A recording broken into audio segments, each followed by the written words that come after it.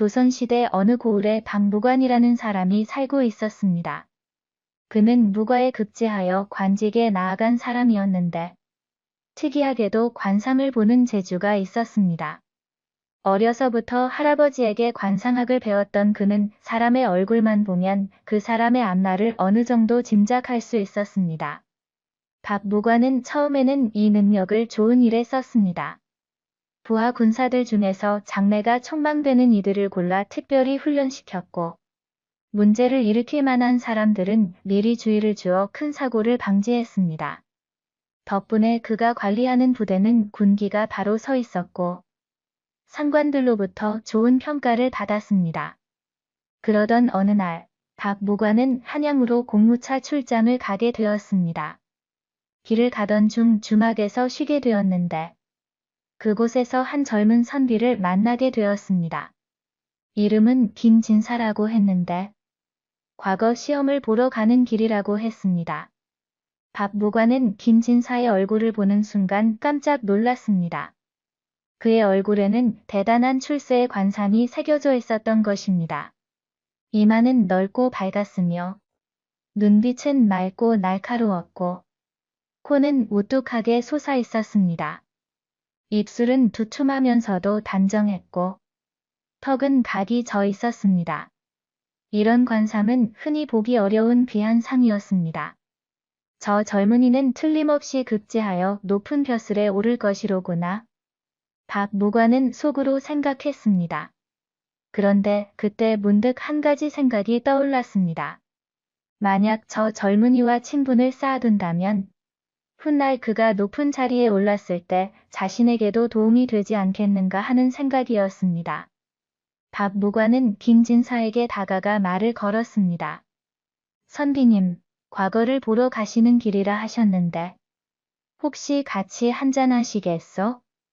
김진사는 조금 망설였지만 박무관의 호의를 거절하기 어려웠습니다. 두 사람은 함께 술상을 받아 이야기를 나눴습니다. 소인은 박아무개라고 하오. 무관으로 있소이다. 소세는 김아무개라고 하옵니다. 과거를 보러 가는 길이옵니다. 대화를 나누다 보니 김진사는 매우 학식이 깊고 인품도 훌륭한 사람이었습니다. 박무관은 더욱 확신했습니다. 이 사람은 반드시 출세할 사람이라고 말입니다. 김선비, 소인이 관상을 조금 보는데 선비님의 관상을 보니 앞날이 매우 창창하시오. 이번 과거에서 반드시 급제하실 것이요. 김진사는 겸손하게 웃었습니다. 과찬이시옵니다. 소세는 그저 최선을 다할 뿐이옵니다. 두 사람은 그렇게 술잔을 나누며 친분을 쌓았습니다. 박무관은 김진사에게 자신의 주소를 알려주며 나중에 한양에 오면 꼭 들르라고 했습니다. 며칠 후 박무관은 공무를 마치고 자신의 고을로 돌아왔습니다. 그런데 얼마 지나지 않아 놀라운 소식을 들었습니다. 김진사가 장원급제를 했다는 소식이었습니다. 역시 내 관상이 틀리지 않았구나. 박무관은 기뻐했습니다. 하지만 그 기쁨 속에는 욕심도 함께 자리 잡고 있었습니다. 이제 김진사는 높은 벼슬에 오를 것이고 자신은 그와의 친분을 이용할 수 있을 것이라는 생각이었습니다. 그런데 시간이 지나면서 박무관의 마음속에는 또 다른 생각이 싹트기 시작했습니다. 김진사를 이용하는 것만으로는 부족하다는 생각이었습니다. 자신의 관상 보는 능력을 더 적극적으로 활용하면 더 큰 이득을 볼 수 있지 않을까 하는 욕심이 생긴 것입니다. 박무관은 고을의 수령을 찾아갔습니다. 그 고을의 수령은 이 부사라는 사람이었는데 탐욕이 많기로 소문난 인물이었습니다. 부사 나으리, 소인에게 한 가지 제안이 있사옵니다. 무슨 제안인가? 소인은 관상을 볼 줄 아옵니다. 사람의 얼굴만 보면 그 사람이 앞으로 출세할지 아니면 몰락할지 알 수 있사옵니다. 이 부사의 눈이 반짝였습니다. 그것이 정말인가? 물론이옵니다. 얼마 전 한양에서 만난 한 선비의 관상을 보고 출세할 것이라 말했는데 그가 정말로 장원급제를 했나이다. 허허, 그렇다면 대단한 능력이로구나. 그런데 그것을 나에게 왜 말하는가? 박 무관은 조심스럽게 말을 이었습니다. 나으리께서 이 능력을 이용하시면 큰 이득을 보실 수 있사옵니다. 출세할 관상을 가진 사람을 미리 알아보고 그들로부터 뇌물을 받으시는 것이옵니다. 그들은 나으리의 도움을 받으면 더 빨리 출세할 수 있다고 생각할 것이고 기꺼이 돈을 바칠 것이옵니다. 이 부사는 턱을 쓰다듬으며 생각에 잠겼습니다. 흥미로운 생각이로군. 그런데 만약 내 관상이 틀리면 어찌 되는가? 소인의 관상은 틀린 적이 없사옵니다. 그리고 설령 틀린다 하더라도 이미 돈을 받은 후이니 무슨 상관이 있겠사옵니까? 이 부사는 음흉한 미소를 지었습니다. 좋아. 그렇게 하도록 하지. 대신 내가 받는 돈의 절반은 나에게 바쳐야 한다. 물론이옵니다. 나으리. 이렇게 해서 박 무관과 이 부사는 악한 계획을 꾸미기 시작했습니다. 박 무관은 고을을 돌아다니며 출세할 만한 관상을 가진 사람들을 찾아냈습니다. 그리고 그들을 이 부사에게 소개했습니다. 이 부사는 그들을 불러 말했습니다. 내가 보니 그대는 장래가 촉망되는 인재로구나. 내가 특별히 추천서를 써주겠으니 그 대가로 돈을 내도록 하게. 처음에는 몇몇 사람들이 의심했지만 이 부사의 권력이 두려워 돈을 바쳤습니다. 그리고 신기하게도 박무관의 관상이 맞아떨어지는 경우가 많았습니다. 그가 출세할 것이라고 본 사람들은 정말로 과거에 급제하거나 좋은 자리를 얻었습니다. 소문이 퍼지면서 더 많은 사람들이 이 부사를 찾아왔습니다. 모두 자신도 추천을 받고 싶다며 돈을 바쳤습니다. 이 부사와 박무관은 큰 부를 축적하게 되었습니다. 하지만 권력과 돈을 손에 쥔 이 부사는 점점 더 탐욕스러워졌습니다. 이제는 출세할 관상을 가진 사람들에게서만 돈을 받는 것으로는 만족하지 못했습니다. 어느 날 이 부사는 박무관을 불러 말했습니다. 박무관, 우리가 이렇게 돈을 버는 것도 좋지만 더 큰 이득을 볼 방법이 있지 않겠는가? 무슨 말씀이신지요? 거지가 될 관상을 가진 사람을 찾아내는 것일세. 그런 사람들에게서 미리 재산을 빼앗아 버리면 어차피 그들은 망할 운명이니 아무 문제가 없지 않겠는가? 박 무관은 잠시 망설였습니다. 출세할 사람을 도와준다는 명목으로 돈을 받는 것과 망할 사람의 재산을 빼앗는 것은 차원이 다른 문제였습니다. 하지만 이미 욕심에 눈이 먼 그는 결국 고개를 끄덕였습니다.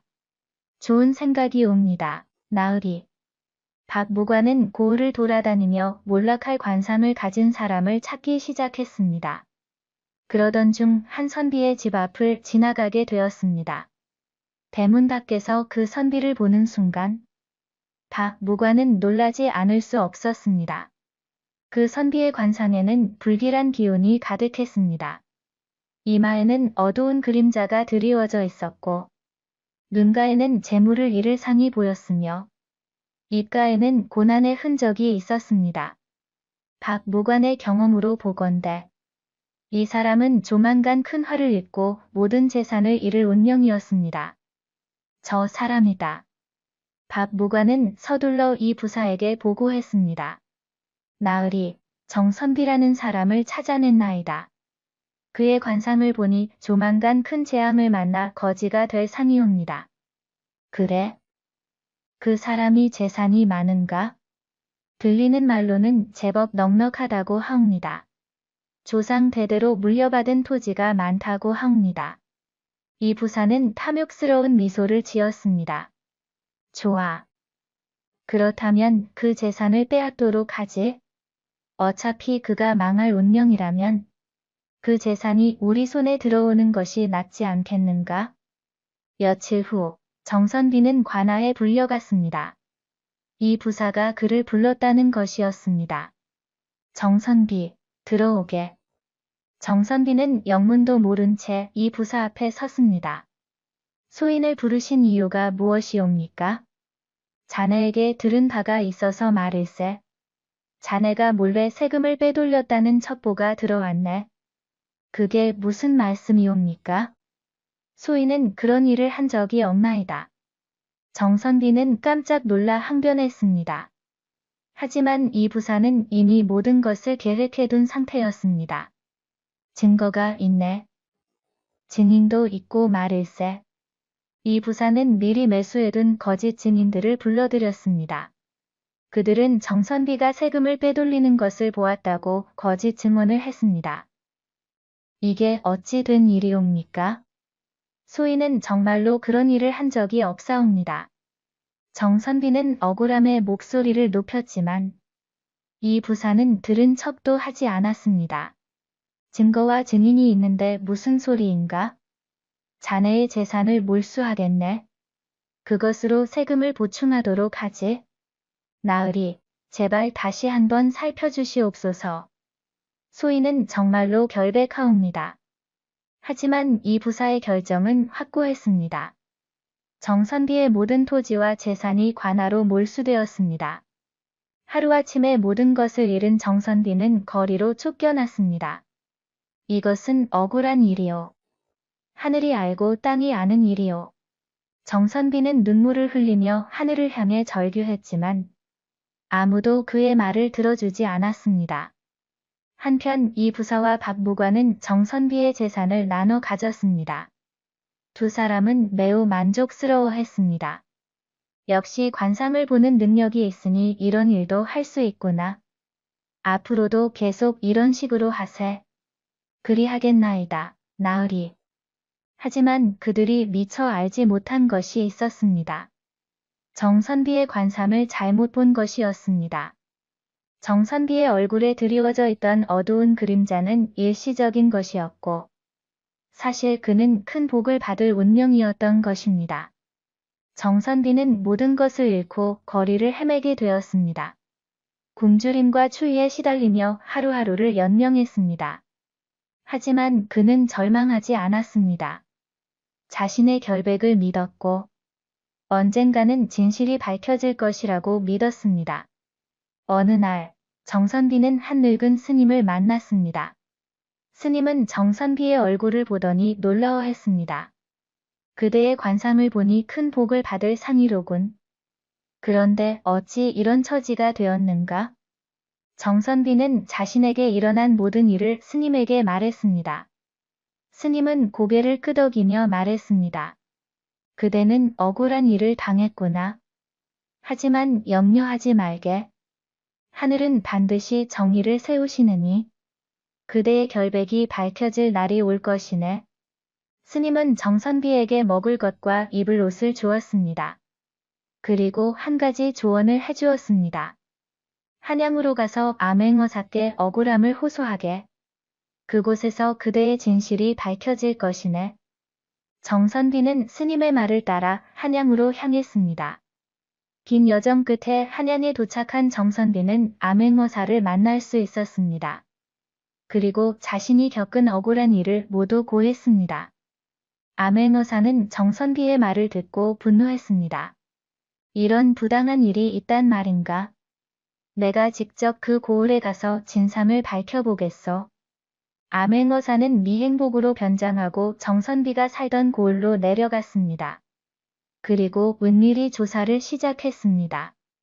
며칠간의 조사 끝에 암행어사는 모든 진실을 알아냈습니다. 이 부사와 박무관이 관상을 이용해 백성들을 착취해왔다는 것.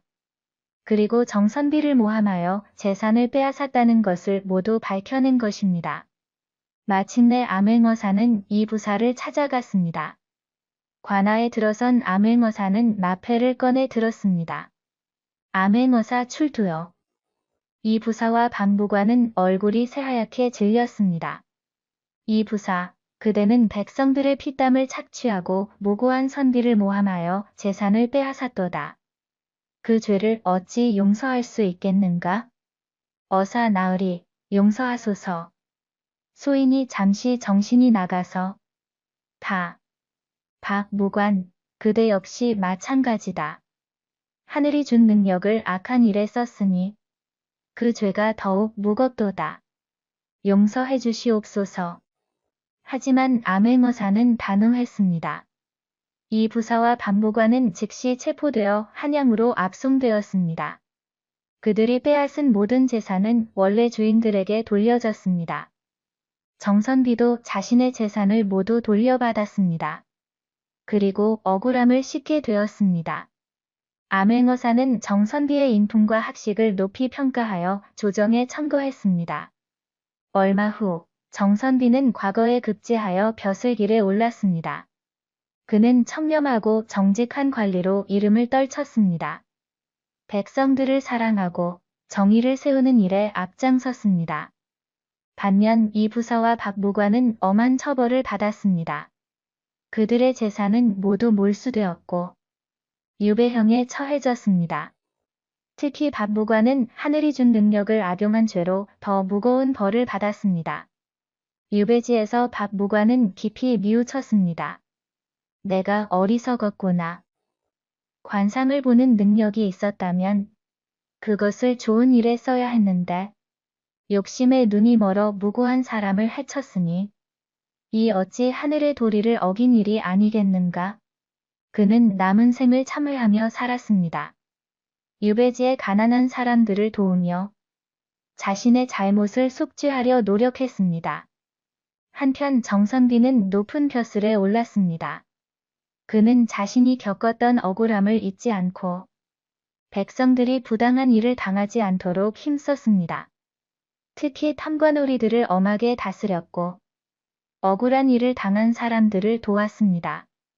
어느 날 정선비는 예전에 자신을 도와준 늙은 스님을 다시 만났습니다. 스님, 그때 도움 주신 은혜를 잊지 못하였나이다. 스님은 미소를 지었습니다. 그대의 관상을 보았을 때부터 알고 있었네. 그대는 일시적인 어려움을 겪겠지만 결국에는 큰 복을 받을 사람이라는 것을 말일세. 관상이라는 것이 정말 신기하옵니다. 관상은 하늘의 이치를 읽는 것일세. 하지만 그것을 악용하면 도리어 화를 부르는 법이지. 박무관이 바로 그런 경우였네. 그는 자신의 능력을 잘못 사용하여 결국 스스로 파멸을 불러왔도다. 그렇사옵니다. 저는 그 교훈을 잊지 않겠나이다. 정선비는 스님께 절을 올리고 자리에서 일어났습니다. 세월이 흘러 정선비는 더욱 높은 자리에 올랐습니다. 그는 백성들을 사랑하는 훌륭한 관리로 역사에 이름을 남겼습니다. 그의 이야기는 후대 사람들에게 전해져 교훈이 되었습니다. 한편 박무관은 유배지에서 생을 마감했습니다. 임종 직전 그는 하늘을 향해 말했습니다. 제가 잘못했나이다. 하늘이 주신 능력을 잘못 사용하여 무고한 사람을 해쳤나이다. 다음 생에는 다른 길을 걷겠나이다. 그의 이야기 역시 사람들에게 전해졌습니다. 능력이 있다고 해서 그것을 함부로 사용해서는 안 된다는 교훈으로 말입니다. 이 부사도 유배지에서 쓸쓸하게 생을 마감했습니다. 탐욕에 눈이 먼 그는 결국 모든 것을 잃고 말았습니다. 마을 사람들은 이 사건을 오래도록 기억했습니다. 그리고 아이들에게 이야기를 들려주며 교훈을 전했습니다. 욕심을 부리면 결국 모든 것을 잃게 된다. 정직하고 바르게 사는 것이 가장 중요하다. 이렇게 출세할 관상과 거지가 될 관상에 얽힌 이야기는 끝이 났습니다. 박무관은 자신의 능력을 잘못 사용하여 화를 자초했고 정선비는 억울함을 겪었지만 결국 진실이 밝혀져 복을 받았습니다. 이 이야기가 주는 교훈은 명확합니다. 첫째, 아무리 좋은 능력이 있어도 그것을 악한 일에 사용하면 안 된다는 것입니다. 둘째, 욕심에 눈이 멀면 스스로를 파멸로 이끈다는 것입니다. 셋째, 비록 일시적으로 억울한 일을 당해도 진실은 결국 밝혀진다는 것입니다. 관상이라는 것은 분명 신비로운 학문입니다. 사람의 얼굴에서 그 사람의 운명을 읽어낼 수 있다는 것은 놀라운 일입니다. 하지만 그것을 어떻게 사용하느냐가 더 중요합니다. 박무관처럼 사욕을 채우는 데 사용하면 화가 되고 정선비를 도운 스님처럼 좋은 일에 사용하면 복이 됩니다. 또한 이 이야기는 탐관오리의 폐해를 보여줍니다. 이 부사는 권력을 이용하여 백성들을 착취했고 무고한 사람을 모함했습니다. 이런 탐관오리들이 있는 한 백성들은 편히 살 수 없습니다. 그래서 정의로운 관리가 필요한 것입니다. 정선비가 높은 벼슬에 올라 백성들을 위해 일한 것처럼 관리는 백성을 섬기는 자리라는 것을 잊지 말아야 합니다. 권력은 백성을 억압하는 도구가 아니라 백성을 보호하는 수단이어야 합니다.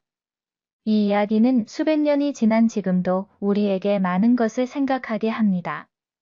욕심, 정의, 진실, 권력, 이모 등 것들이 어떻게 사용되어야 하는지를 보여주는 이야기입니다. 마을 사람들은 이 사건 이후 크게 달라졌습니다. 탐욕스러운 관리들을 경계하게 되었고 억울한 일을 당한 사람이 있으면 서로 도와주려고 노력했습니다. 정선비의 이야기는 희망의 상징이 되었습니다. 비록 일시적으로 어려움을 겪더라도 진실은 결국 밝혀진다는 것을 믿게 된 것입니다. 한편 정선비가 높은 벼슬에 오른 후 그는 특별한 법을 만들었습니다. 관리들이 백성들의 재산을 함부로 빼앗지 못하도록 하는 법이었습니다. 재산을 몰수하려면 반드시 명확한 증거가 있어야 하고 여러 관리들의 검증을 거쳐야 한다는 내용이었습니다. 나와 같은 억울한 일을 겪는 사람이 더 이상 나와서는 안 돼요. 정선비는 이렇게 말하며 법을 시행했습니다. 이 법은 많은 백성들을 보호하는 데 도움이 되었습니다. 또한 정선비는 암행어사 제도를 더욱 강화했습니다. 각 지방에 더 많은 암행어사를 파견하여 탐관오리들을 감시하도록 했습니다. 덕분에 백성들을 괴롭히던 많은 부패한 관리들이 처벌을 받았습니다. 어느 날 정선비는 자신이 예전에 살던 고을을 방문했습니다. 마을 사람들은 그를 반갑게 맞이했습니다. 나으리, 오셨습니까? 나으리 덕분에 우리 고을이 살기 좋아졌나이다. 무슨 말씀이십니까? 이는 모두 여러분들이 서로 도우며 살아온 덕분이옵니다. 정선비는 겸손하게 대답했습니다. 그는 마을을 돌아보며 옛날을 회상했습니다. 자신이 모든 것을 잃고 거리를 헤맸던 그 시절. 추위와 굶주림에 시달렸던 그 날들이 떠올랐습니다. 그때의 고통이 있었기에 지금의 내가 있구나. 정선비는 깨달았습니다. 만약 그 고난이 없었다면 자신은 백성들의 아픔을 진정으로 이해하지 못했을 것입니다. 억울함을 겪어보지 않았다면 정의의 소중함을 알지 못했을 것입니다. 정선비는 자신의 옛집 덜을 찾아갔습니다. 그곳에는 이제 다른 사람이 살고 있었습니다. 정선비는 그 집을 되찾을 생각이 없었습니다. 대신 그곳을 서당으로 만들어 가난한 아이들이 무료로 공부할 수 있게 했습니다. 이곳에서 나는 모든 것을 잃었지만 이제 이곳에서 아이들이 희망을 얻게 하고 싶소. 마을 사람들은 정선비의 뜻에 감동했습니다. 많은 사람들이 기부를 했고 훌륭한 서당이 만들어졌습니다. 가난한 집 아이들도 이곳에서 글을 배울 수 있게 되었습니다. 한편 유배지에서 죽은 박 무관의 아들이 정선비를 찾아왔습니다. 그는 아버지의 잘못을 사죄하기 위해 온 것이었습니다. 나으리, 소인의 아버지가 나으리께 큰 잘못을 저질렀나이다. 자식된 도리로 용서를 빌고자 왔나이다. 정선비는 그를 일으켜 세웠습니다. 그대의 아버지는 이미 죄값을 치렀소. 그리고 그대는 그대 아버지가 아니오. 아버지의 죄를 자식이 짊어질 필요는 없소. 고맙습니다, 나으리. 다만 한 가지만 기억하시오. 그대의 아버지가 어떻게 잘못을 저질렀는지, 그리고 그 결과가 어떠했는지를 잊지 마시오. 그것이 그대 아버지의 셈을 헛되지 않게 하는 길이오. 박 무관의 아들은 깊이 절을 올렸습니다. 명심하겠나이다. 소인은 아버지의 잘못을 되풀이하지 않고 바르게 살겠나이다. 정선비는 그에게 일자리를 주었습니다. 박무관의 아들은 정선비 밑에서 일하며 청렴하고 정직한 관리가 되는 법을 배웠습니다. 그는 아버지와는 달리 백성들을 위해 일했고 훗날 훌륭한 관리로 이름을 남겼습니다. 세월이 흘러 정선비는 더욱 높은 자리에 올랐습니다. 그는 왕의 신임을 받는 대신이 되었습니다. 하지만 그는 권력에 취하지 않았습니다.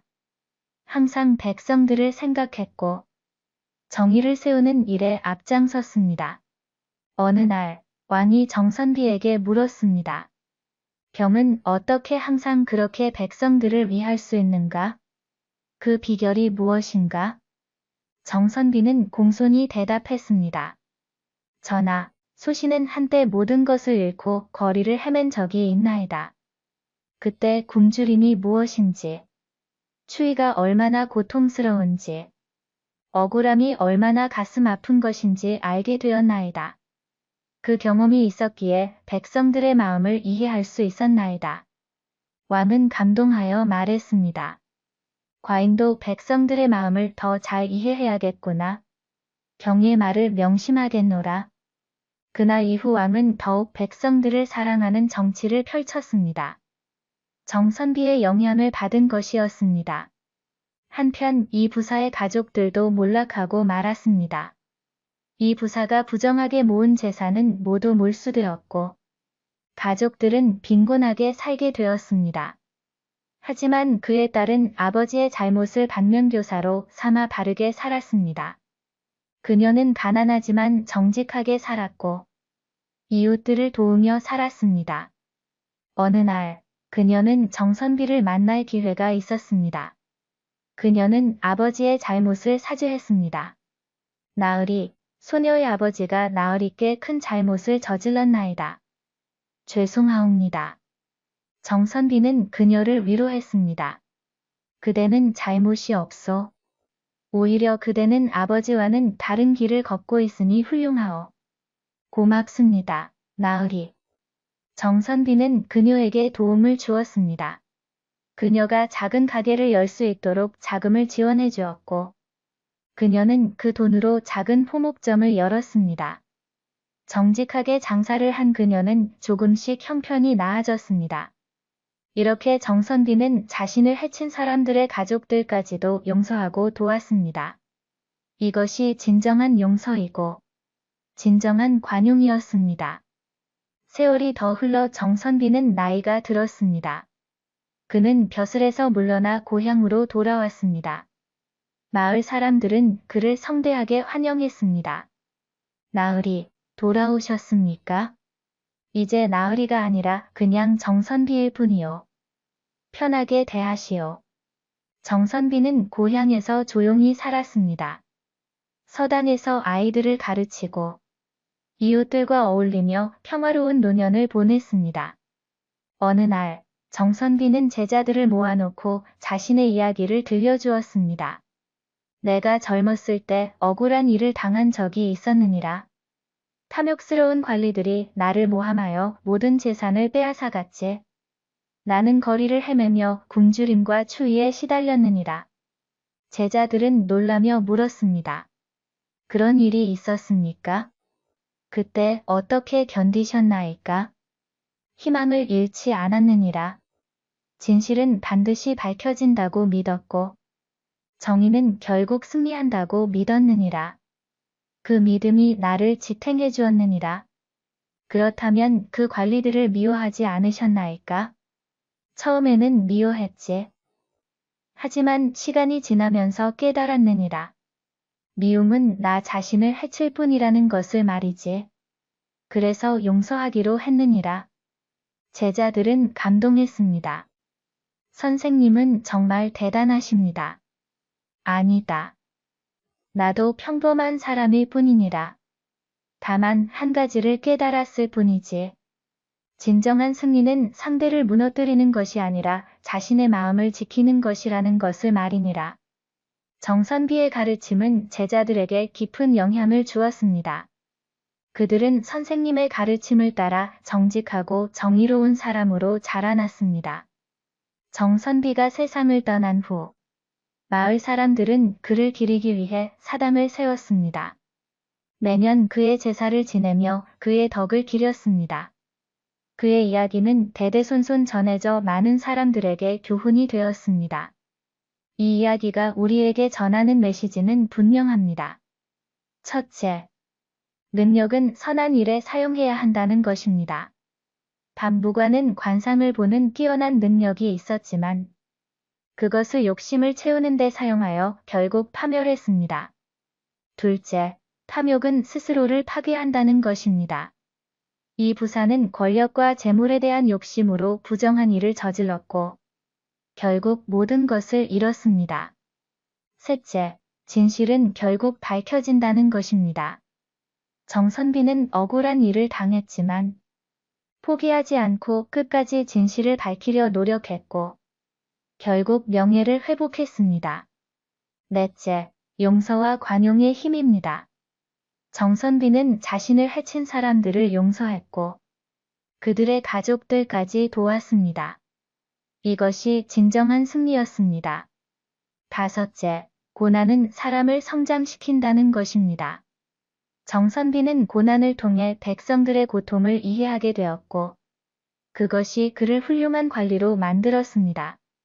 들어주셔서 감사합니다. 구독과 좋아요 부탁합니다.